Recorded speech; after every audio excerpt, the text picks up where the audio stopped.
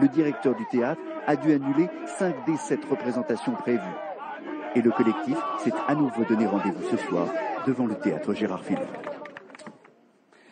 Bams, vous êtes auteur, compositeur, interprète. Votre dernier album, Dérèglement climatique, est sorti l'année dernière. C'est vous qui êtes à l'origine de la pétition demandant la déprogrammation, c'est ça le mot exact, d'Exhibit B, une pétition qui a déjà reçu près de 20 000 signatures. Vous y dénonciez une vision dégradante du peuple noir et une offense à la mémoire des personnes victimes de l'esclavage.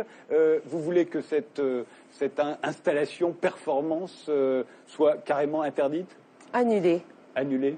Et d'ailleurs, je commencerai par dire que hier, nous avons donc réussi à annuler cette première représentation, et c'est pour nous une victoire. Comme en Angleterre, à Londres, ouais, où ça a il y a été, 2 mois, exactement. Où ça a été annulé de la même manière. Ouais.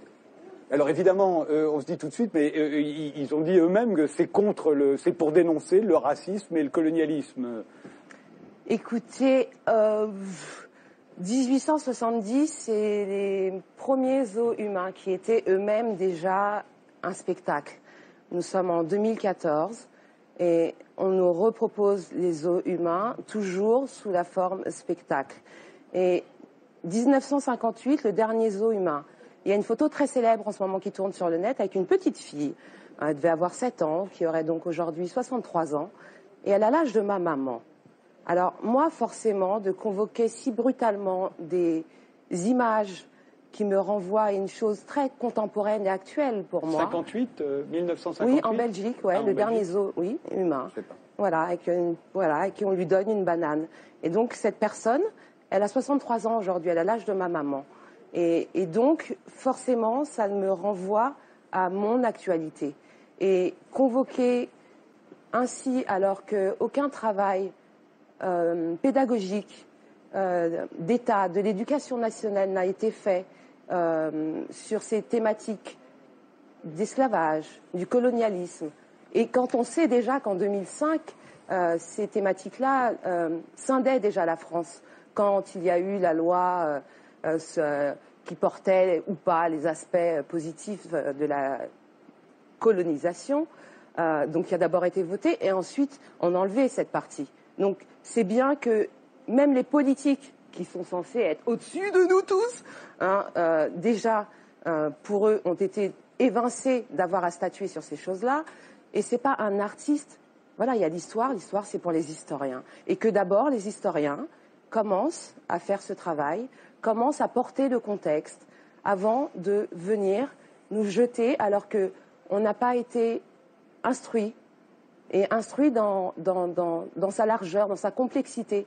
Parce que convoquer, comme M. Bellay le fait, ces thématiques de l'esclavage et du colonialisme, en ne montrant que le noir, muet, on ne parle pas, encore une fois, comme à l'ancienne époque, sans montrer l'oppresseur, l'esclavagiste, le colon, excusez-moi, c'est insultant, c'est indignant, c'est une atteinte à la dignité humaine. Voilà. Alors, réaction, vous n'avez pas l'air d'accord, Judith Bernard? Oui, je ne comprends pas qu'une artiste se flatte de permettre un geste de censure d'un autre artiste dont la démarche est clairement critique, une démarche de dénonciation. Clairement critique. Oui, clairement critique. C'est clair. Oui, non, mais parce qu'il l'annonce dans son dossier. Précisément, vous regrettez qu'il n'y ait pas un travail d'éducation qui soit fait, de sensibilisation, par exemple, des élèves à l'école. Précisément, les professeurs sont tout à fait demandeurs de ce genre de proposition artistique qui est l'occasion de faire un travail avec les élèves en allant leur proposer. On commence pas par l'art, madame.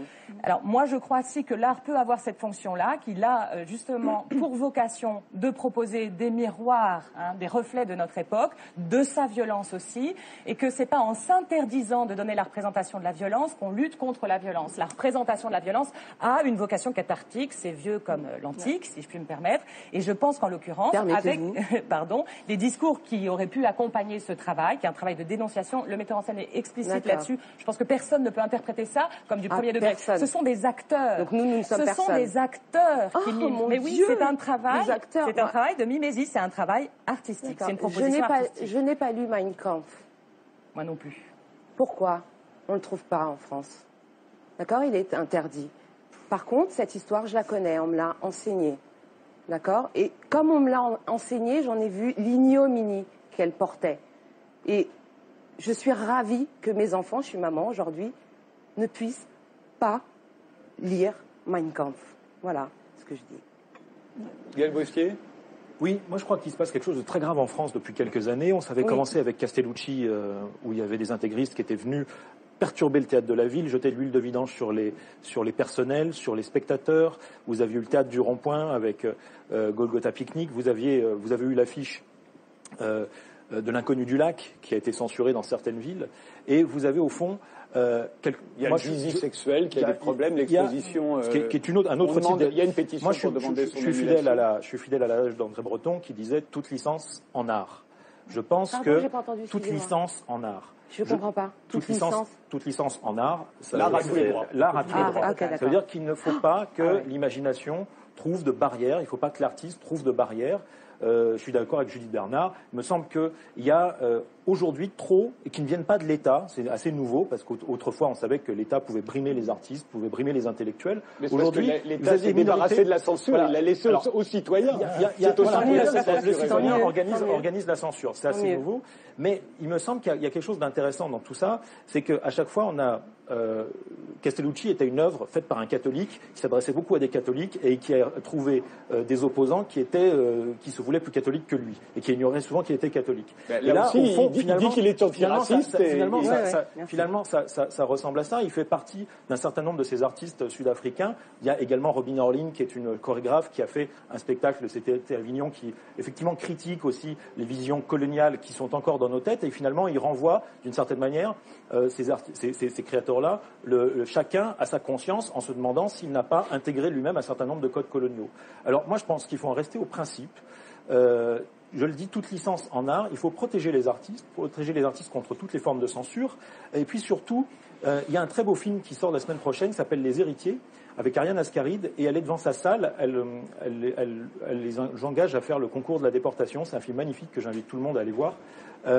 Et elle leur dit à un moment donné, en gros, aucune image n'est innocente.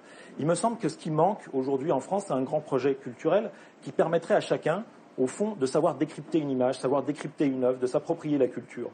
La démocratisation culturelle n'est pas allée jusqu'au bout, ce qui fait que n'allant pas jusqu'au bout, elle sécrète aussi des formes de censure venant de la société qui sont, à mon sens, tout à fait dommageables, qui est dommageable pour les artistes, mais dommageable pour l'ensemble des citoyens. Babs ? Oui.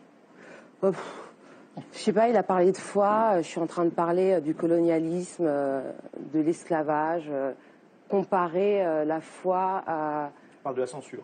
Oui, mais votre exemple, monsieur, je vous ai suivi et entendu, parlait d'œuvres qui mettaient en scène, voilà, et dont la thématique était... Et donc, dont la thématique était... Oui, le blasphème. Voilà, religieux. Voilà. Oui. Moi, je parle, d'accord, d'un génocide. Je n'ai pas parlé du blasphème. Mais l'exemple... d'accord, que vous avez employé. Et là, on parle de thématiques mémorielles et encore actuelles, autour desquelles il n'y a eu aucune ou très peu de pédagogie. Peuple français, vous qui me regardez, que connaissez-vous des rapports de l'Europe et de l'Afrique ? Voilà, mais vraiment, je suis d'origine camerounaise. Qui sait que, par exemple, je ne sais pas, on s'est pris du napalm lors de l'avènement de Ali Joe. Qui le sait? Personne. Voilà. Et là, on vient nous montrer comme ça, encore figé, encore muet, encore soumis, encore sous-homme. Donc j'ai une question à poser à tous ces gens qui défendent, qui mettent tant d'ardeur à défendre ce projet. Comment se projeter en bon citoyen quand on est descendant de ces personnes que l'on nous présente comme soumis et sous-hommes? Voilà, moi c'est la question que je me pose et c'est le drame que j'entrevois et qu'on dessine. Et voilà, je suis citoyenne française comme vous et ma voix se lève contre tout ça. Alors il reste une minute chacun pour y répondre. Très vite, je crois que c'est une attitude. Puis la censure, excusez-moi, parce que vous avez parlé plein de fois. Et on a peu... Non, mais depuis tout à l'heure, vous êtes là et tout. Ah, mais je n'ai pas parlé de ça. Ajouter juste un truc, oui. Oui, non, parce que vous parliez de la censure. Non, oui, voilà, il y a une volonté d'interdire une œuvre. Oui. Après, moi, elle est peut-être nulle, d'ailleurs. C'est peut-être tout à fait nul. Le problème, c'est que personne ne veut en juger. Pour être bref, bref, je dirais que la comparaison qu'a fait Madame avec Mein Kampf est absolument fausse. Là, il s'agit de montrer l'horreur. Mein Kampf, c'est un programme politique, le programme nazi. Donc il faudrait mieux comparer ça avec la représentation de la Shoah, par exemple, les camps de concentration. Mais tout ça, c'est toléré. Absolument. Donc je ne vois pas pourquoi il y aurait un interdit sur cette exposition qui témoigne de l'horreur. En tout cas, l'interdit, c'est quand ça arrange je ne sais qui d'ailleurs.